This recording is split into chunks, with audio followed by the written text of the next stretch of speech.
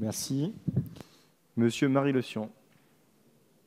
Monsieur le Président, mes chers collègues, l'article 8 précise très clairement la notion juridique d'exception hertzienne.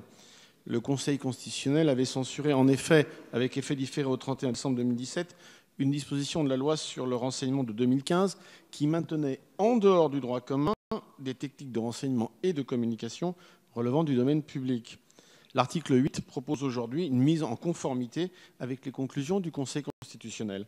Et donc pour les communications hertziennes privatives, l'article 8 fait parfaitement entrer dans le droit commun les mesures de surveillance des communications hertziennes, dites privatives, c'est-à-dire sans opérateur et avec des moyens de chiffrage, comme par exemple les talkie-walkie numériques.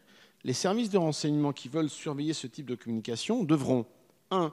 Présenter une demande motivée auprès du Premier ministre, 2. Attendre l'avis de la Commission nationale de contrôle des techniques de renseignement, CNCTR, et 3. Recevoir une autorisation finale du Premier ministre avant toute action. Je précise donc que le contrôle de la CNCTR s'exerce à la fois pendant, mais aussi après la surveillance d'une communication hertzienne privative.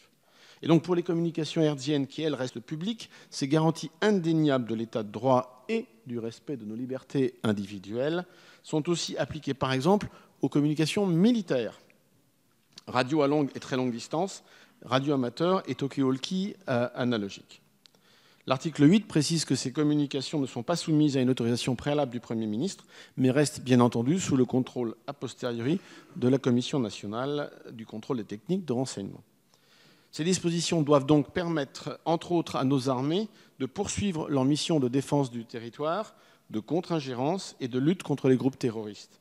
Mes chers collègues, l'article 8 propose un cadrage juridique très équilibré, respectueux de la Constitution, tout en permettant à l'ensemble de nos services de poursuivre pleinement leur mission de protection